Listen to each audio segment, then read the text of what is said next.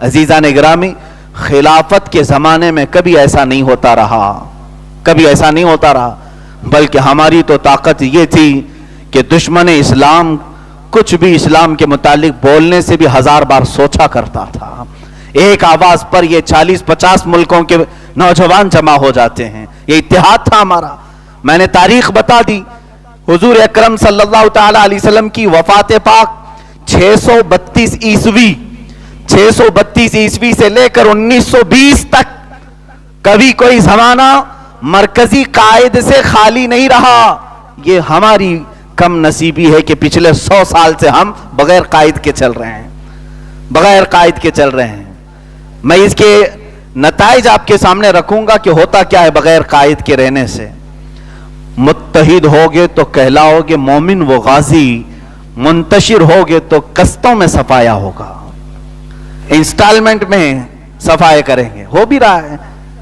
میں آج ہی اپنے ملک کے حالات دیکھ رہا تھا، بہار کے الیکشن آنے والے ہیں، اتر پردیش کے الیکشن ہونے والے ہیں، کئی جگہوں پر سیاسی ماحول گرم ہے۔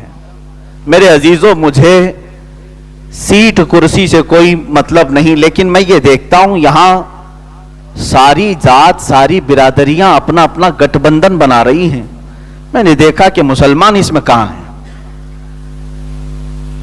تقریباً یہ وہ اسٹیٹ ہیں جہاں پر دوسری بڑی برادری مسلمانوں کی ہے، دوسری بڑی برادری، اور چھوٹی سی چھوٹی برادریاں جن کا تعلق 3% ہے، 5% ہے، ان کا اپنا ایک لیڈر ہے، اور وہ ساز باز کر رہا ہے بڑی بڑی پارٹیوں کے ساتھ کہ اتنے سیٹ ہمیں دے دو تو ہم تمہارے ساتھ گٹھ بندھن کریں گے۔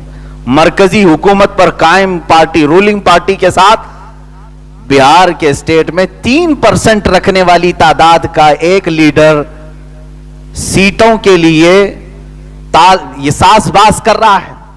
پورے اسٹیٹ میں دیکھا، کہیں کوئی ایسی ہماری قیادت نظر نہیں آ رہی جو بنام مسلمان بات کر سکے۔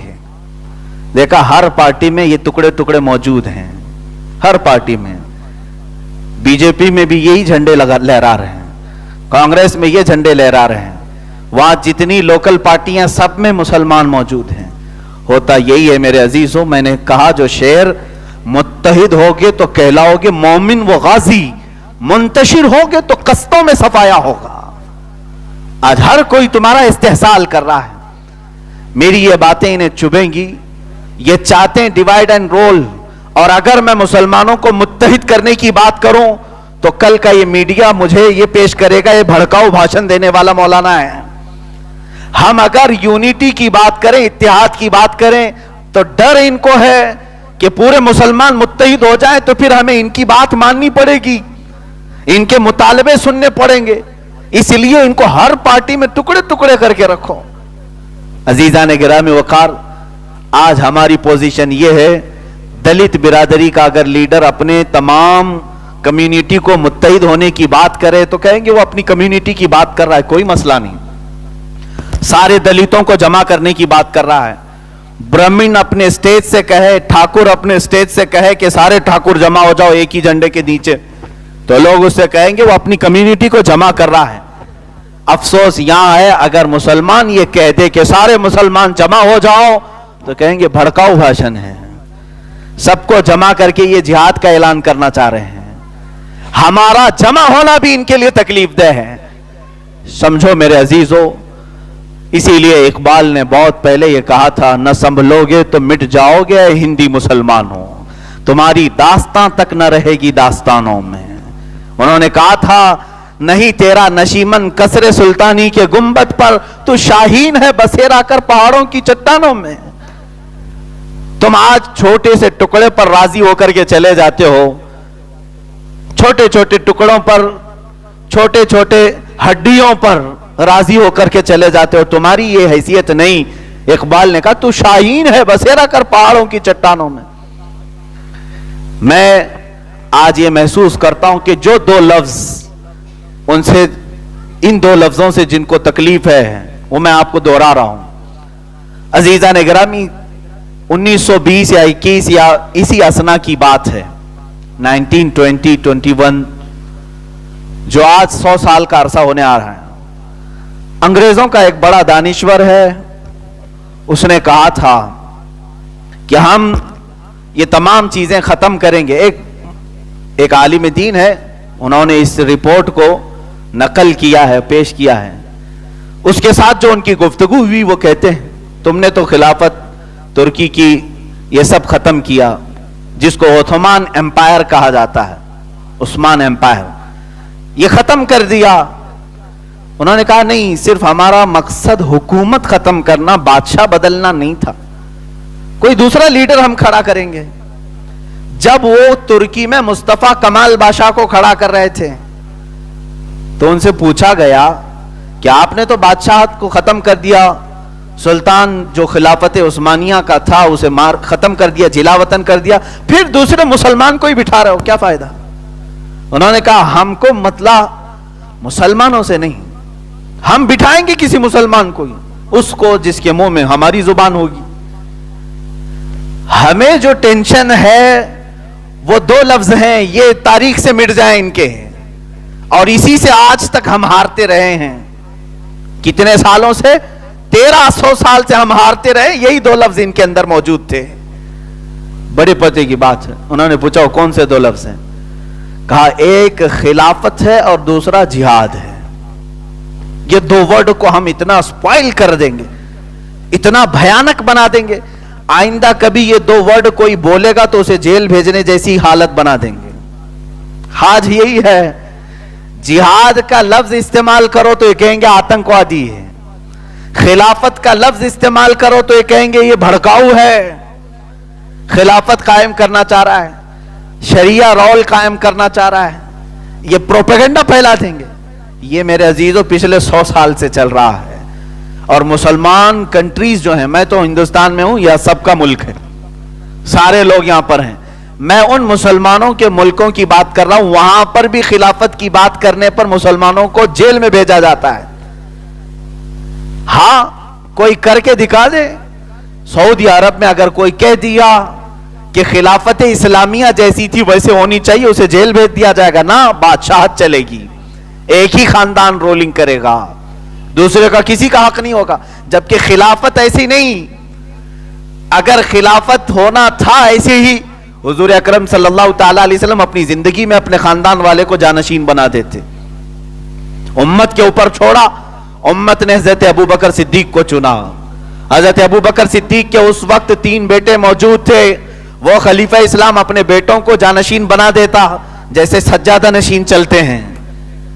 पीर साहब के बाद बेटा तख्त पर बैठता है, आज भी निजाम है दरगाहों का।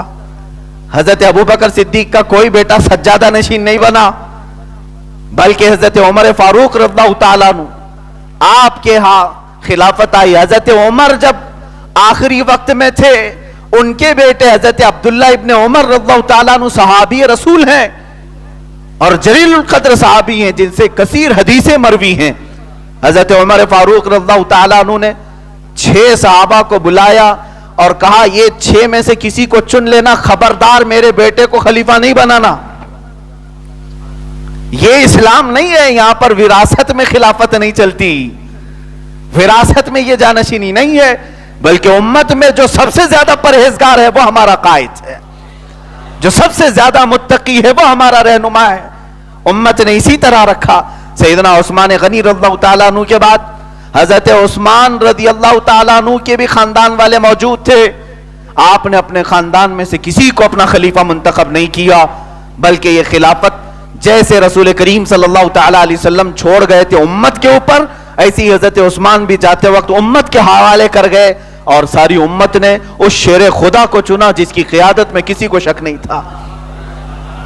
अजीज़ान गिराम वक़ार, ये खिलाफत के मामलात थे, लेकिन आज किसी भी इस्लामी नाम की कंट्री में ना खिलाफत कायम है, ना हुजूर अकरम सल्लल्लाहु ताला अलैहि वसल्लम का वो मिनहाज, वो तरीका कायम है।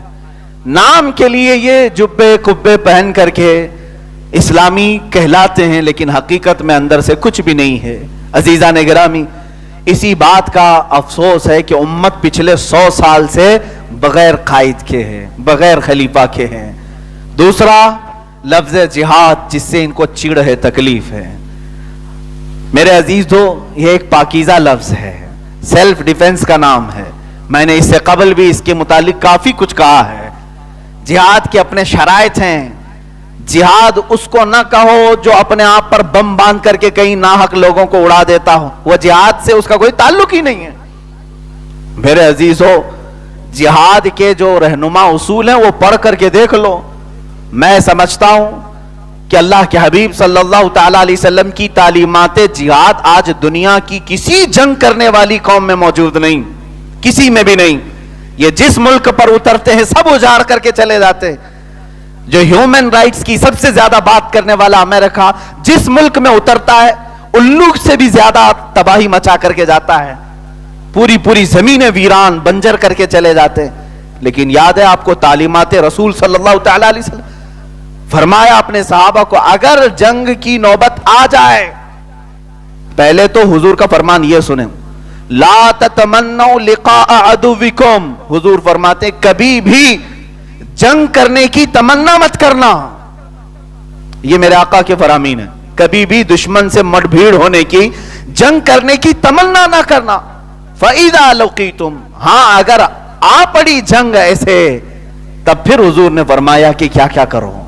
فرمایا ہے مجاہدین جب تم کسی زمین پر اترو تو وہاں کے درختوں کے پتے نہ اکھاڑو, وہاں کی عورتوں کو ٹچ نہ کرو, گھروں میں بیٹھی ہوئی ماؤں کو اور ان کے بچوں کو نہ اٹھاؤ, بڑی عمر والوں کے ساتھ جنگ نہ کرو, انہیں معاف کر دیا کرو. آج اگر یہ اصول کسی بھی کنٹری کے پاس موجود ہیں تو ہمیں بتائیں. 2 بڑی جنگیں ہو چکی ہیں, world war first, world war 2 second. ان میں ہلاکتیں کتنی ہوئی, ایک ملک نے دوسرے ملک میں کتنوں کو مارا ہے. ایک لسٹ جا کر کے آپ انٹرنیٹ میں دیکھیں, کروڑ سے زیادہ لوگوں کو ہلاک کیا گیا. اور شہروں پر جو بم مارے گئے, تقریباً آج 70 سال ہو گئے. 2 شہر ایسے ہیں, ہیروشیما اور ناگاساکی, جس میں نیوکلیائی بم ڈالے گئے تھے. آج تک وہاں زمین میں سبزہ نہیں اگتا. یہ ہیومن رائٹس کے لوگ ہیں, ہیومن رائٹس کی بات کرنے والے علم بردار لوگ ہیں, جو زمین کو 70 سال سے بنجر کر کے رکھا ہے. اسلام نے کبھی ایسے جہاد کا حکم دیا ہی نہیں. ہم تو جہاد کا لفظ جو ہے اس پوتر اور مقدس چیز کے لیے استعمال کرتے ہیں جو آج ہر دنیا کے ہر انسان کو ضرورت ہے. سیلف ڈیفenس کا نام ہے, سیلف ڈیفenس کا نام ہے. تمہارے اوپر کوئی آفت آ گئی تو کیا تم اپنے آپ کو نہیں بچاؤ گے؟ اپنے آپ کو بچانا, اپنے دین کو بچانا, اپنی قوم کو بچانا, اس کا نام جہاد ہے.